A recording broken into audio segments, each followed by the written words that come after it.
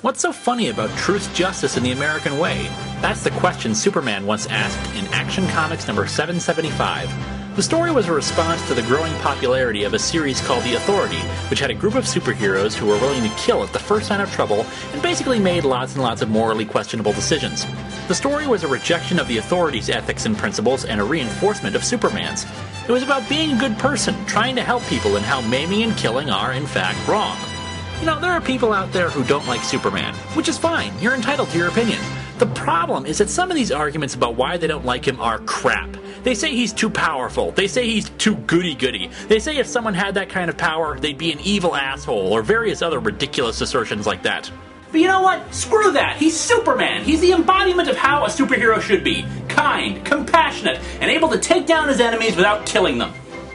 Hell, even Garth Ennis, whose work I really don't like, has a soft spot for Superman, and this is the guy who writes a series about a world where superheroes are the worst assholes in the universe. But apparently there are comic creators who don't like him.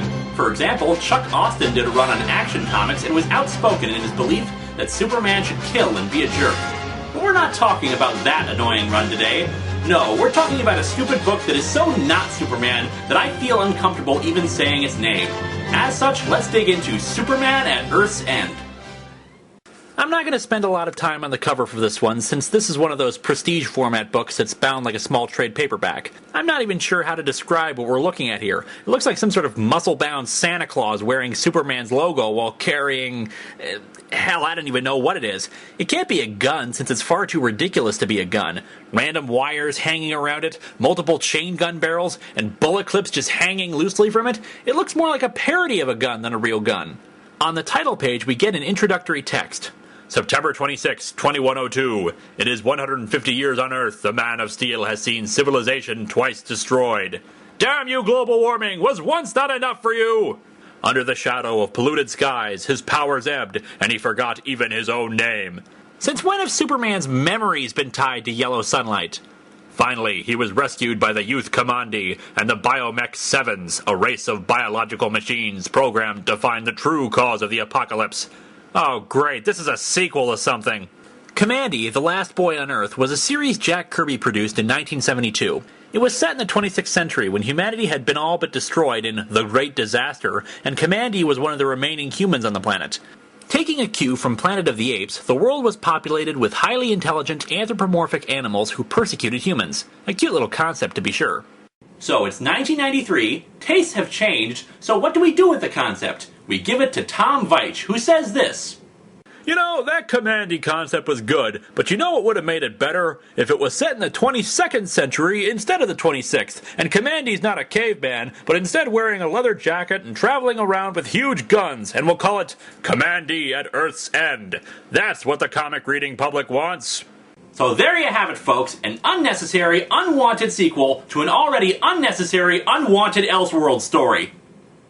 I'm sorry it's taken us so long to get to this point, but I am really not looking forward to this one. Okay, they brought Superman to their floating fortress above the clouds so he could have exposure to sunlight again. And now the Biomech Sevens are planning on purging the world of subhuman scum. But Superman has other ideas. You're not blowing up Gotham City!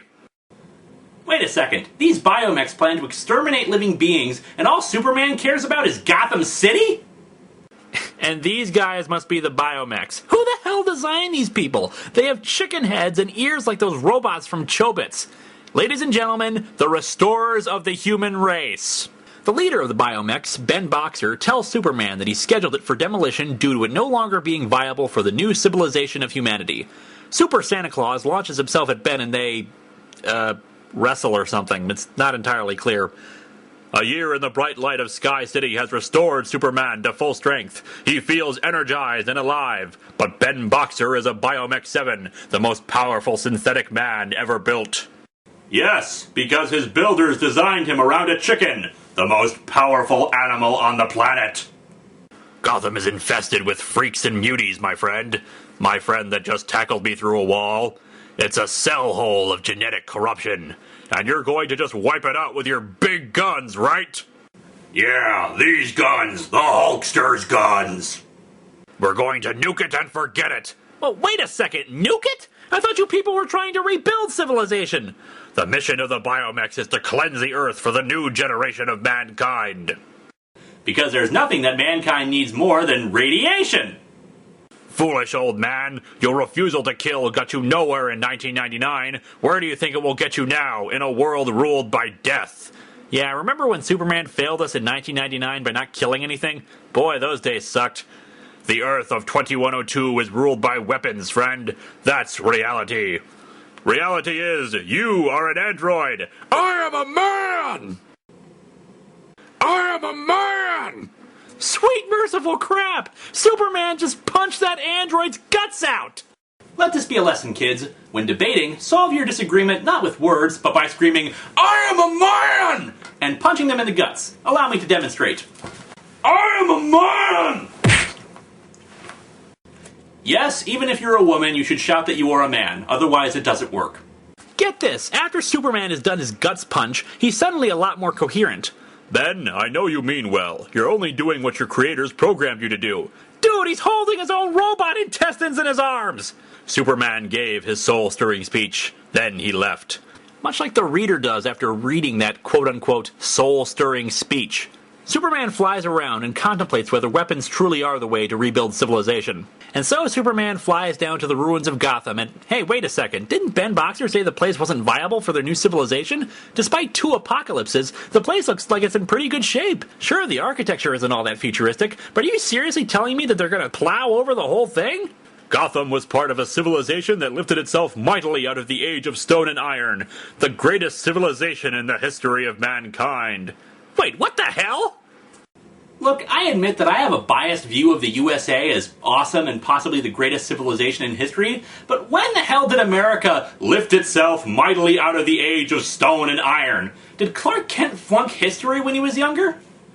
And you know what? Gotham, the city of corrupt cops, criminally deranged supervillains, and whose primary protector was a guy who dressed up like a bat, is probably not the best place to be your monument of American civilization. My friend Bruce Wayne understood that. He was a man of culture, passionately involved with his time. Bruce Wayne? I am vengeance. I am the night. I am Batman. If he says so. Suddenly, some bizarre bat creature sees Superman and attacks. The fight with Ben Boxer has sapped Superman's remaining strength. What? He punched Ben Boxer's stomach right in, and then he flew off into the atmosphere. When did he have a fight that sapped his strength? Bruce, is it you? Oh, this is the Bruce Wayne he was talking about. Superman crashes into an alleyway with the bat creature, but several more are waiting for him and attack. Let me go, you ugly slimes! Are we sure this is really Superman and not just some homeless guy from New York who found a Superman shirt? The bat creatures get chased off by a bunch of motorcycle-riding thugs wearing Darth Vader helmets. They corner the bat creatures and open fire on them using chain guns and futuristic hand pistols. And geez, these motorcycle guys seem really short. Why the heck is that? Superman grabs hold of their leader and pulls off his helmet. Huh? You're a kid? Wait, how come the little punks didn't get knocked back by the gun recoil? Oh, and you gotta love this. The kids all have these bizarre hairstyles and face paint. Where in the future do people get the hair mousse and razors they use to style their hair into mohawks? And is Hot Topic still active in the future to sell earrings and black paint so little kids can draw stars over their eyes? The kids take Superman back to their headquarters, which turns out to be Wayne Manor. To Superman's horror, he sees that Batman's tomb has been forced open. The kids reveal to him that they were stolen by an evil group called the DNA Dictators. And Dictators is spelled with a K instead of a C. Because poor literacy is cool. The DNA Dictators apparently use human beings for experimentation. Us kids found a way out into the caves under the city. We escaped, but our parents are still down there. Why does everyone speak like a 1920s gangster in the future? I'm Superman. I fight for truth, justice, and the American way, you mook. Superman reasons that the DNA Dictators are making clones of Bruce Wayne, half human and half monster. Why? And that they plan to do the same to the kids' parents. The group moves through Wayne Manor and, oh get this, they come across a display right in the open of a gun in a glass case. And the case is labeled, "The Gun That Killed My Parents," like it was right out of the Adam West series or the Silver Age stories. That's not creepy or anything, is it? And he even has portraits of his foes lined up on a wall. This can't seriously be the same Bruce Wayne we think it is, can it? And not even Superman is disturbed by any of this. He just keeps going on and on about how much he misses his BFF Bruce Wayne. This way, Superman, to the Batcave! Deeper, deeper into the bowels of the clubhouse mansion. Clubhouse? What, was Bruce still a 7-year-old? I'll give them this, though. We are certainly heading deeper into the bowels. All of the Batman's surveillance technology is still in place, powered by 1,000-year atomic batteries. 1,000-year atomic batteries? Oh, like the Adam West show. Ha ha ha. Yes, you're very clever for including that reference. Way down along that old sewer pipe, about 20 miles into the caverns. 20 miles? 20 miles?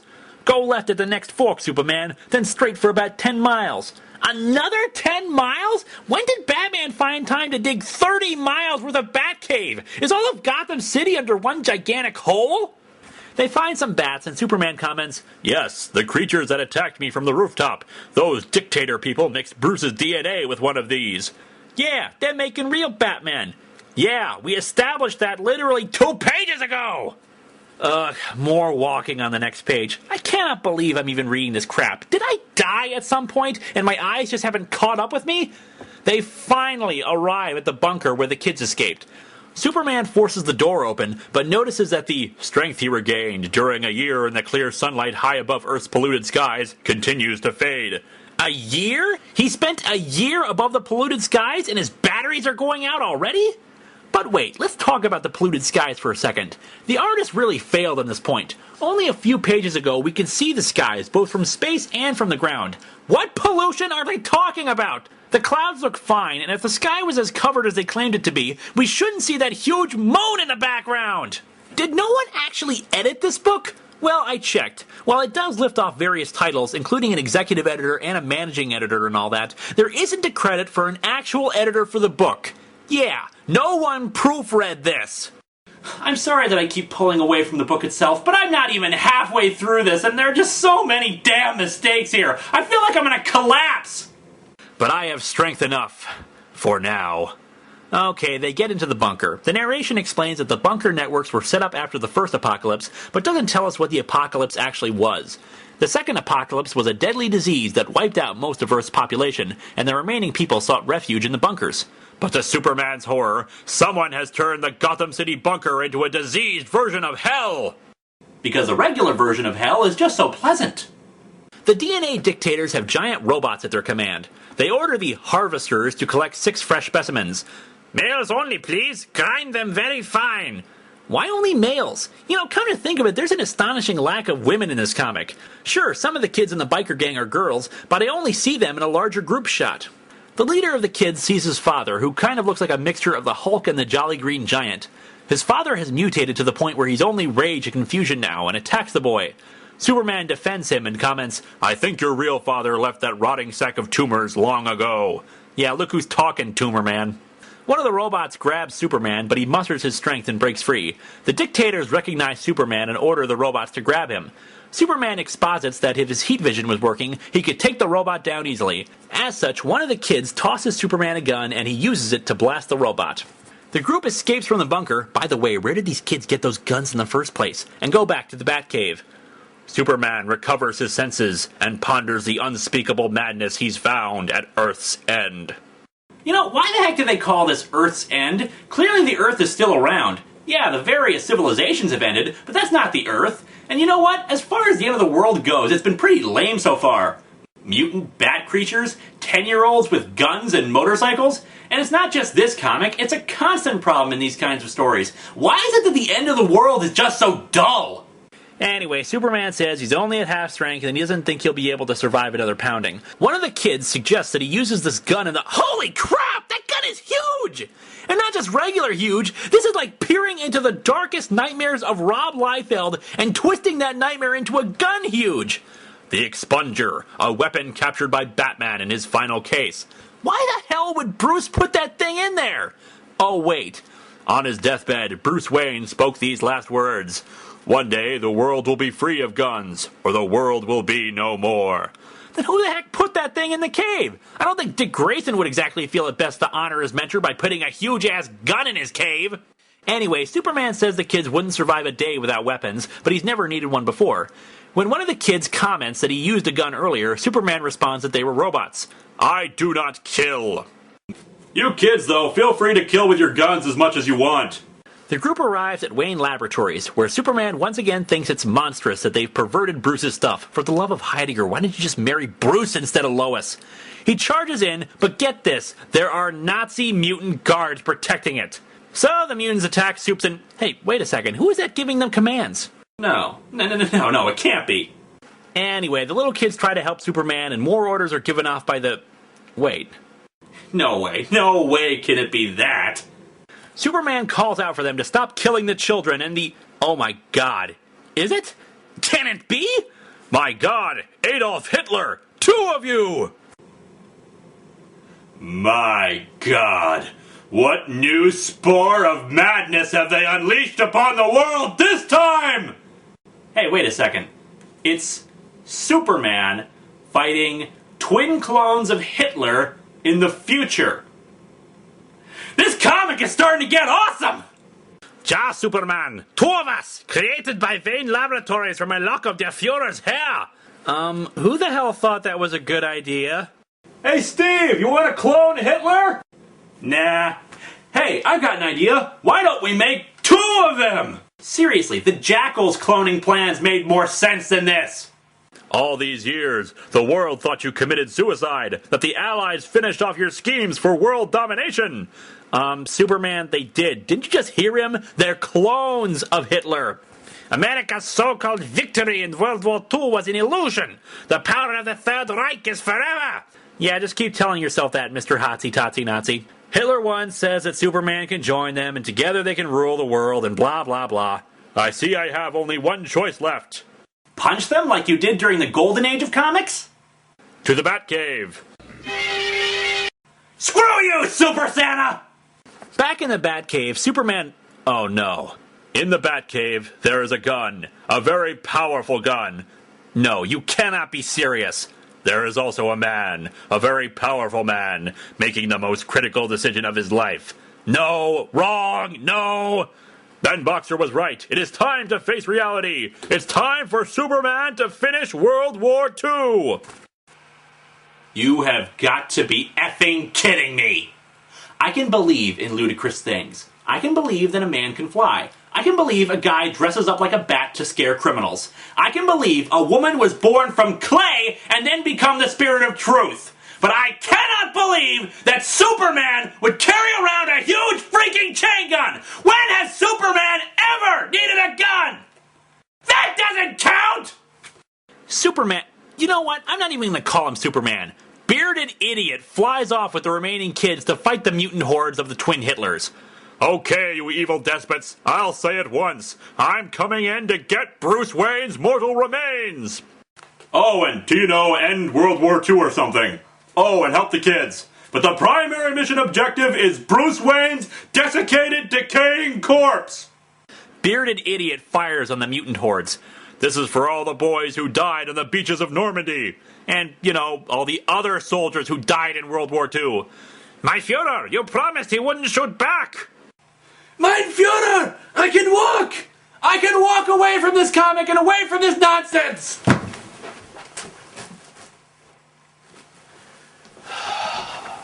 It's almost done. It's almost done.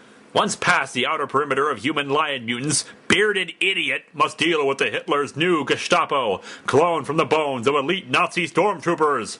And the guy just shoots them all and wastes them. Yeah, he really needed to deal with them. Dear Lord, this is like reading that Doom comic with all the insane dialogue, except this isn't funny. And that's for all the civilians who died at the hands of you sinister butchers. The Hitlers retreat into their clone factory to unleash their secret weapon on him.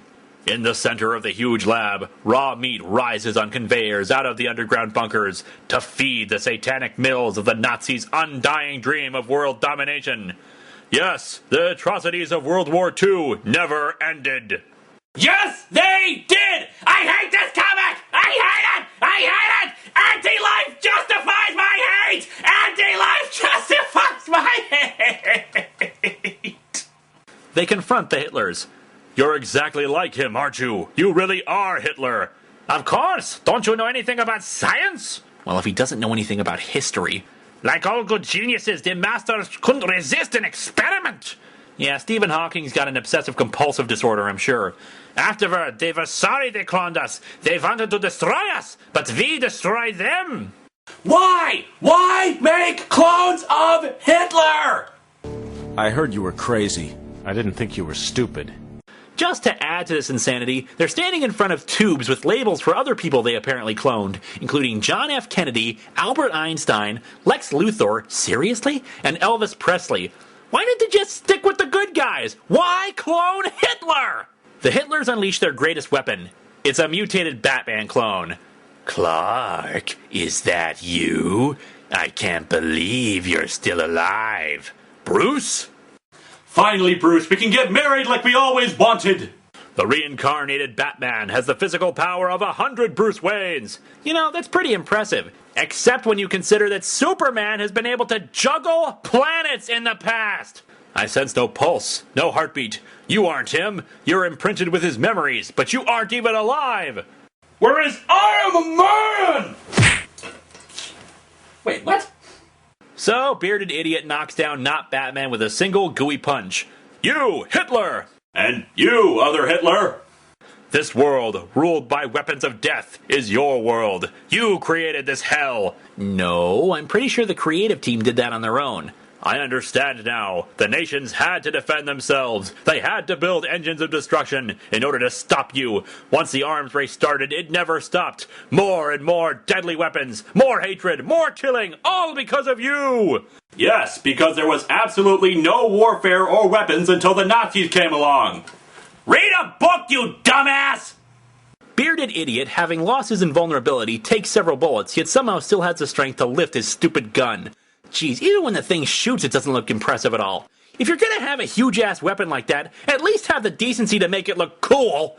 So yeah, Bearded Idiot kills the Hitlers. What a complete load. It's Superman fighting twin clones of Hitler! How do you screw that up?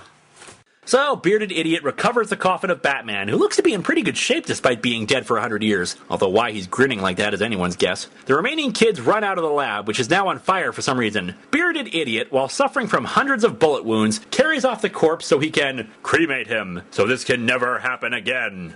So clones of Hitler can never make easily killable clones of Batman ever again! At night, the cremation bonfire burns bright and Ben Boxer comes down after detecting the lab's explosion. I am dying, Ben. My internal organs are full of shrapnel, damaged beyond repair. Although I'm perfectly capable of standing up tall in spite of that fact.